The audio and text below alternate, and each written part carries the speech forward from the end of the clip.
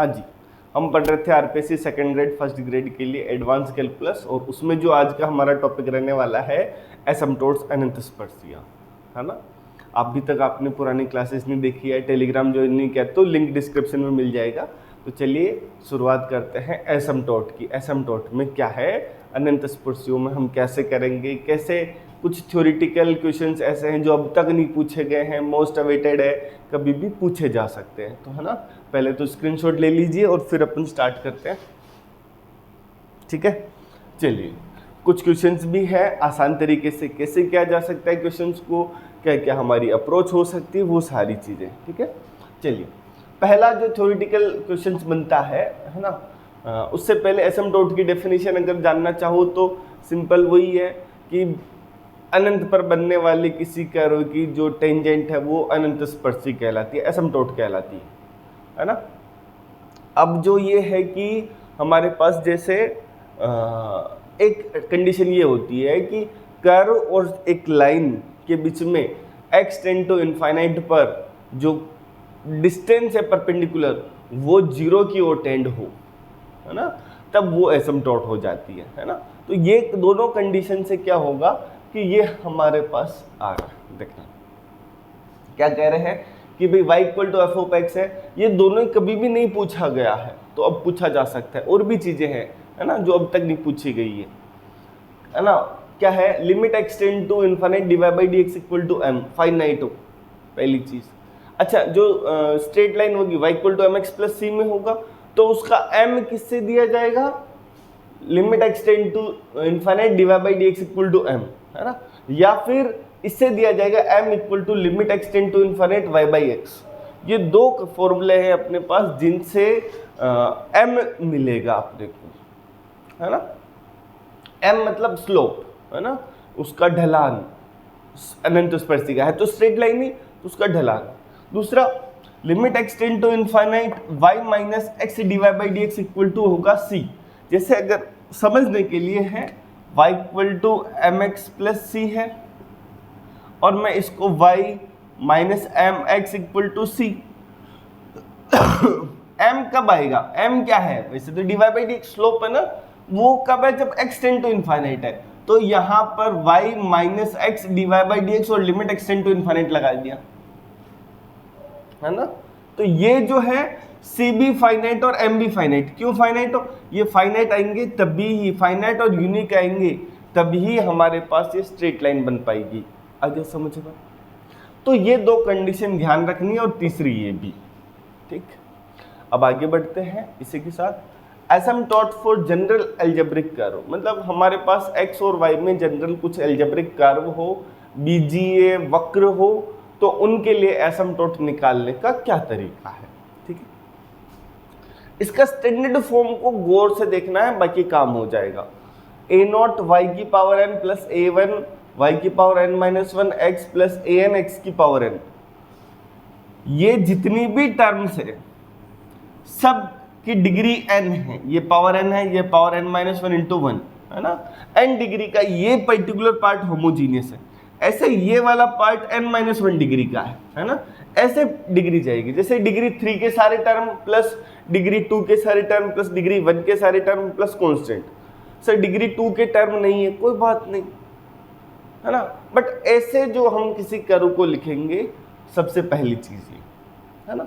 तो अब क्या है, हमको क्या करना है, फाई एन एम निकालना है, सबसे बढ़िया काम ये। फाई एन एम क्या होगा, जो nवें डिग्री की टर्म है, मैक्सिमम पावर की जो टर्म है उसमें x की जगह 1 और y की जगह m।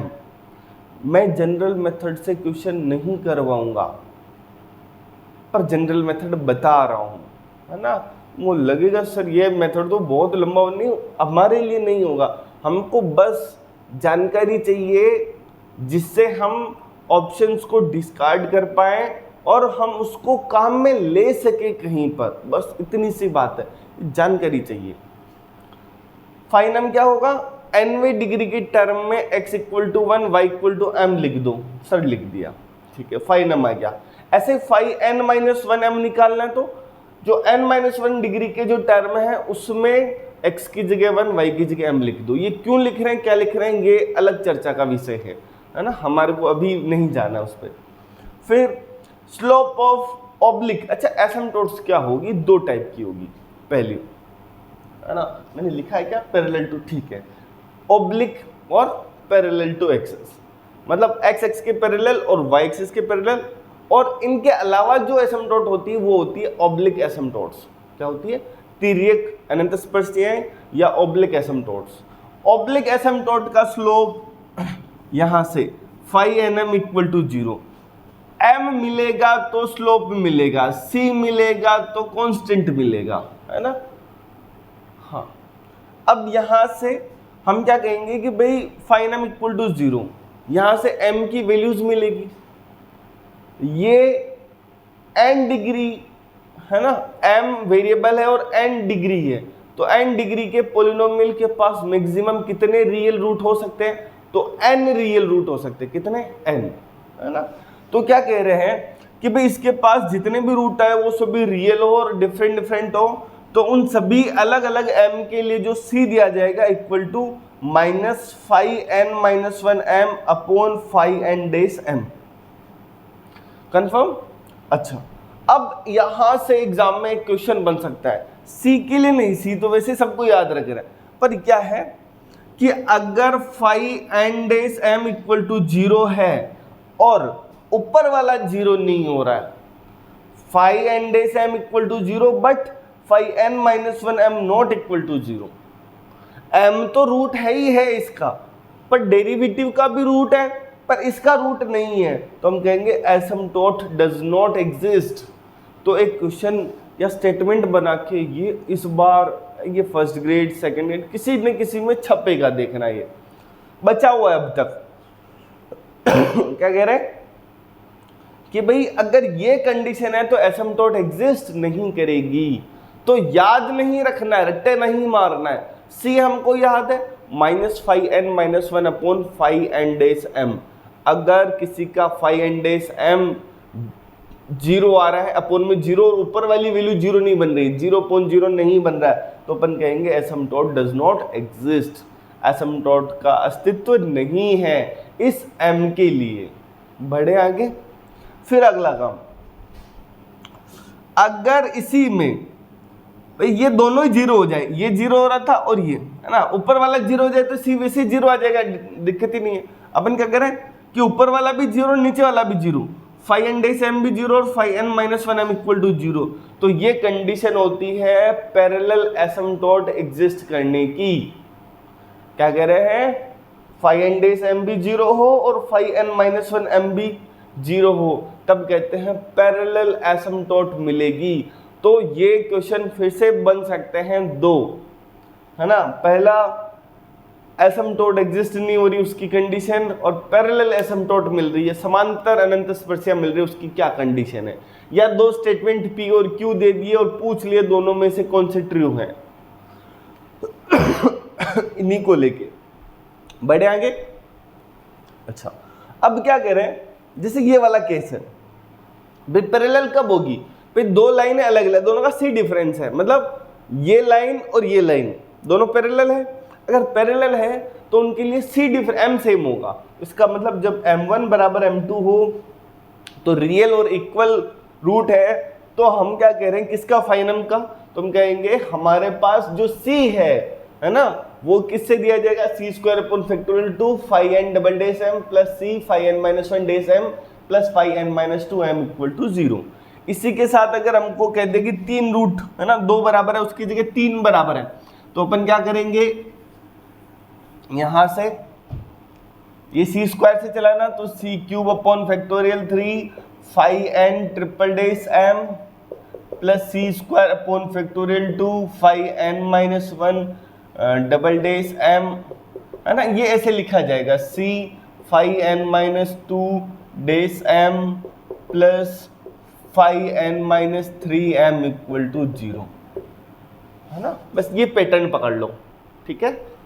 चलिए अगला टॉपिक है एसिम्पटोट्स पैरेलल टू एक्सिस, एक्सो के समांतर अनंत स्पर्श। देखो जनरल मेथड हम कब काम में लेंगे, मतलब कब नहीं काम में लेंगे। जैसे जनरल मेथड है तो हमको जनरल मेथड से सिर्फ स्लोप का देखना है। अगर जैसे ऑप्शन में एसएम डॉट पूछ रहा है और हमने यहां से जो फाइनम जो एम निकाला है, तो जो एसएम डॉट होगा उसके लिए ये एम सेटिस्फाई करना पड़ेगा। आ गया समझ में ना कि भाई ये यहां से स्लोप, मतलब वो जो ऑप्शंस होंगे जो वहां के एम इसको सेटिस्फाई नहीं कर रहे वो नहीं है। दूसरा, यहां से जो एम निकल रहे हैं वही हमारे स्लोप बनेंगे। तो अगर यहां से एम आसानी से निकल रहा है तो ऑप्शंस में देख लो कि किस में ये एम नहीं है, जो नहीं है वो ऑप्शन नहीं है ना। हम ये करेंगे अभी, ठीक है। सेम चीज फिर सी के लिए अपन जल्दी से निकाल लेंगे।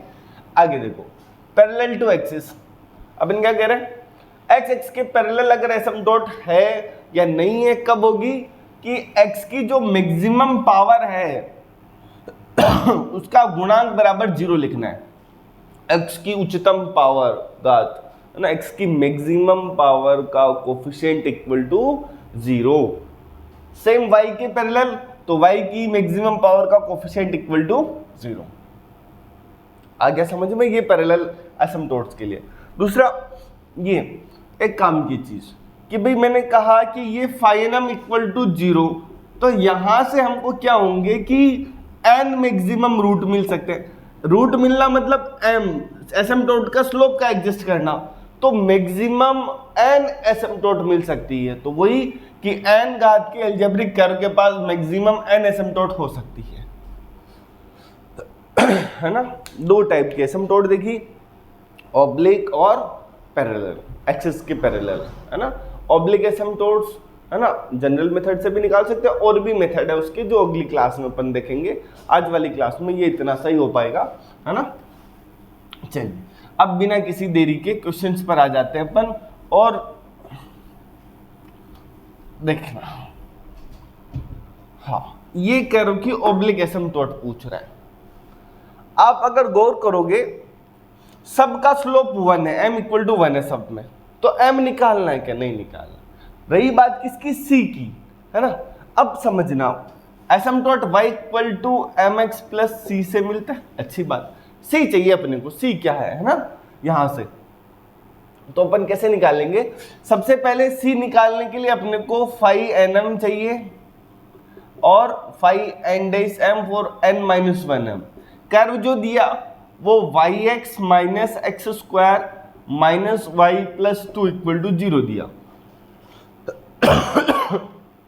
यही कर्व दिया ना x, तो फाई 2m, जैसे यहां से फाई 2m, तो हमारे पास क्या है, फाई 2m तो है ओनली m माइनस 1, और फाई 1m है माइनस m, डिग्री 1 की एक ही टर्म है। अब आप क्या करोगे, वही ऊपर तो माइनस फाई 1m अपोन में इसका डिफरेंशिएशन 1, तो ये माइनस माइनस क्या आ जाएगा हमारे पास प्लस, तो m equal to 1, y equal to mx plus c में m इक्वल टू 1, तो फोर्थ ऑप्शन है ना। ये सिंपल सा काम है। बड़े क्या आगे अच्छा, इस कर्व की अपने को कह दे कि यार तुम तो एक काम करो, एक्सिस के पैरेलल एसिम्प्टोट बताओ। तो पैरेलल तो x की मैक्सिमम पावर है वो 2, उसका कोफिशिएंट -1, ये तो मिल ही नहीं सकता। y की मैक्सिमम पावर 1 है, उनके कोफिशिएंट x - 1 इक्वल टू 0, तो इसका मतलब x के सॉरी जो y एक्सिस के पैरेलल एसिम्प्टोट है वो x इक्वल टू 1 है।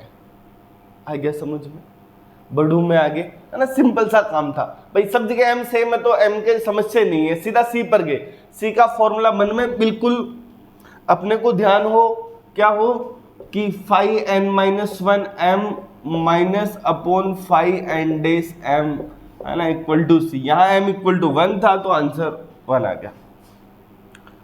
अब वो कह रहा है देखना, दो चीज ध्यान रखना, ये यहाँ क्या कह रहे हैं अपन, मैक्सिमम नंबर ऑफ एसिम्प्टोट, अधिकतम कितनी हो सकती है। क्वेश्चन क्या पूछ रहे हैं, नंबर ऑफ रियल एसिम्प्टोट, कितनी वास्तविक है, एग्जैक्ट पूछ रहा है कि कितनी है। या तो क्या कह रहा है, अधिकतम n हो सकती है, पहली चीज है ना। तो उसके लिए हमको क्या है कि वो जो फाई nm है वहां से पता चलेगा कि उसके कितने रूट है ना। अब यहां से क्या है हमारे पास, जैसे फाई 3m कितना है, फाई 3m m क्यूब, है ना, और phi2m है -1 और phi3m है phi2 phi3 phi1 है ना, phi1 है -3, यही है ना। अब ये दिख गए। अब जो है हमारे पास भाई ये इक्वल टू 0 तो m equal to 0, m equal to क्या आ रहा है 0। अब रही बात c के ऊपर, तो जब ये तीनों रूट सेम है तो सेम है तो ऑप्शन किससे मिलेगा हमारे पास, तीनों रूट सेम हो गए है ना, m सेम हो गया। अब रही बात किसकी, c डिफरेंट होगा कि नहीं होगा। अब c के लिए वैल्यू क्या थी, 3 डिग्री का सेम आ जाए तो c³/3 फैक्टोरियल, इसका 3 बार डिफरेंशिएशन करेंगे, 3 बार डिफरेंशिएशन करेंगे तो कितना मिलेगा phi3 phi2 है ना। और कांस्टेंट वाली टर्म इसमें जो है phi0 है ना, कांस्टेंट वाली टर्म वो 0 है, कांस्टेंट वाली टर्म 0 है ना, ठीक है। अब क्या है यहाँ पे c³, देखो phi3 ट्रिपल डे फॉर्मूला वापस लिख के बता रहा हूं, c²/2 phi2 double day. Exam में हमको इतनी प्रैक्टिस हो कि ये फॉर्मूला लिखने की जरूरत नहीं पड़े। phi0 मतलब कांस्टेंट वाली टर्म इक्वल टू 0, यहाँ ये टर्म 0, इसका डिफरेंस कांस्टेंट का डिफरेंशिएशन 0, इसका डबल डिफरेंशिएशन 0, और यहां से क्या आ जाएगा c³/3 फैक्टोरियल, और 3 बार डिफरेंशिएशन करेंगे तो 3 2 1 तो 3 फैक्टोरियल आएगा इक्वल टू 0, यहां से ये कैंसिल, c इक्वल टू 0। लग रहे थे 3 इक्वल रूट है पर c भी 0 m भी 0, तो यहां से हमारे पास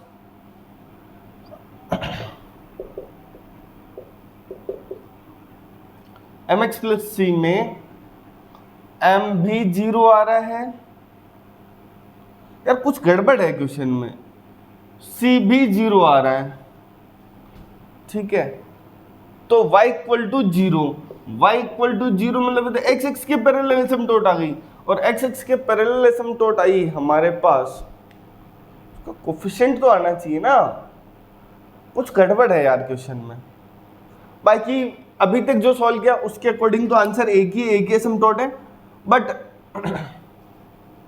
मुझे ऐसी फीलिंग आ रही कि हो सकता है। चलो अभी तक जो, अब एग्जाम में इतना नहीं लिखना है अपने को, है ना, इसकी प्रैक्टिस अपने को रखनी पड़ेगी भाई। अपने को क्यूब के लिए ठीक है, यहां से ऐसा हो सकता है यहां x³ हो, है ना, मुझे ऐसी फीलिंग आ रही कि यार ये ऐसे सुटेबल नहीं आ रहा है, यहां x³ हो, हाँ, तो ये m³ -1 equal to 0, m -1 m² plus m plus 1 equal to 0, real root एक ही मिलेगा तो उसका आंसर एक ही हो जाएगा। यह क्यूब हो सकता है, शायद मुझसे लिखने में गलती हो या कुछ भी हो सकता है।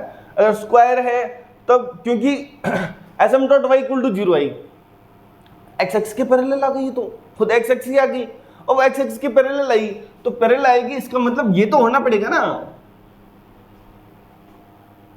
ऐसे आप सोच सकते हो क्वेश्चन गलत है सही है, ऐसी ही चीजों से कोई ज्यादा ज्ञान नहीं चाहिए, ठीक है। चलिए, वो कह रहा है एसिम्पटोट ऑफ द हाइपरबोला।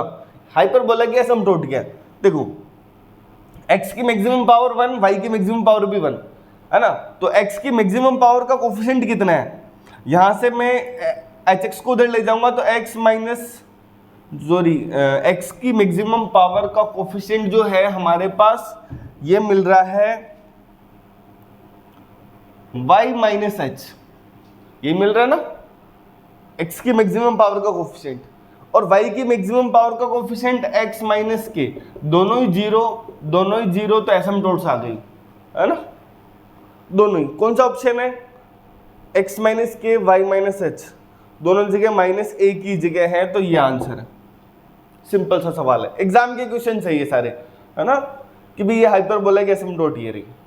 बढ़े आगे, हाँ, वहां से ये सीधा सीधा पैरेलल एसिम्पटोट नहीं का, पर पूछ हो ही रहा था, ठीक है। अगला क्वेश्चन, अगर एसिम्पटोट ऑफ द कर्व, इस कर्व की पैरेलल टू y एक्सिस, क्या कह रहा है, y एक्सिस के समांतर इस कर्व की एसिम्प्टोट क्या होगी। ठीक है, अभी निकाल लेते हैं। y की मैक्सिमम पावर कितनी है, इधर देखो 1, y की मैक्सिमम पावर, इसका कोफिशिएंट क्या होगा, यही रहेगा, x square minus 3x plus 2 equal to 0।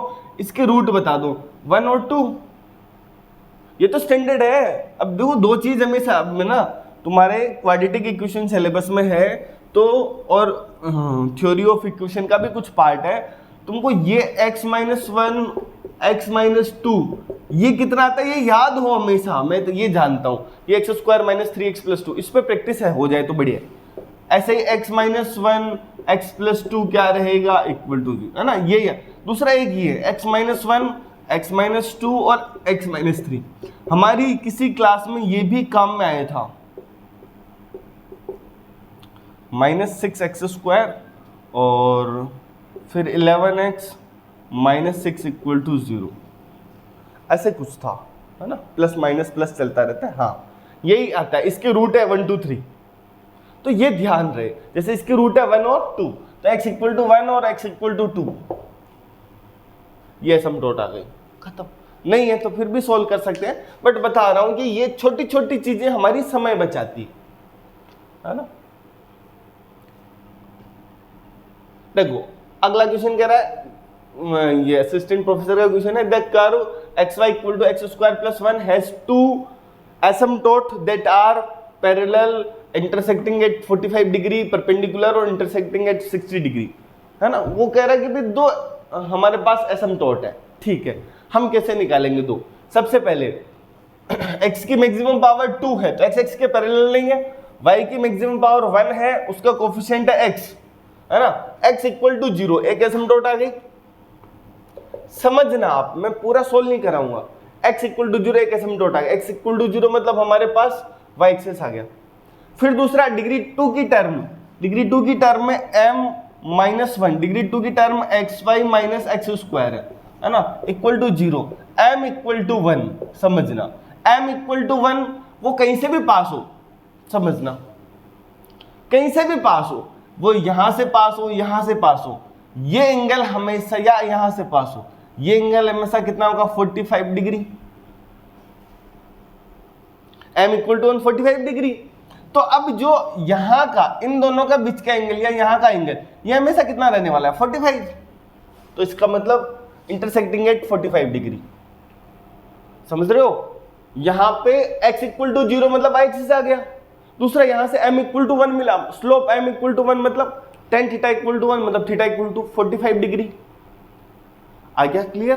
तो वहां से दोनों का बीच का एंगल आ गया, है ना, सिंपल सा सवाल था।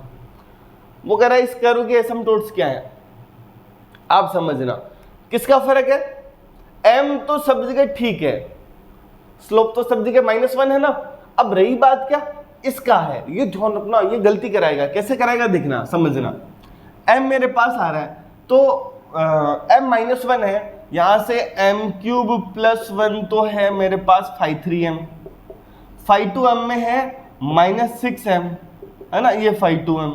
अब मेरे पास जो c है -6m अपॉन इसका डिफरेंशिएशन 3m स्क्वायर, है ना, तो यहां से प्लस प्लस और 2/m बचेगा, और m इक्वल टू कितना है यहां से -1, तो इसका मतलब -2 आ रहा है, तो y इक्वल टू स्लोप है -1 और -2, तो -2 समझ के ये -2 वाला सॉल्व कर सकते हो, जबकि आंसर ये है।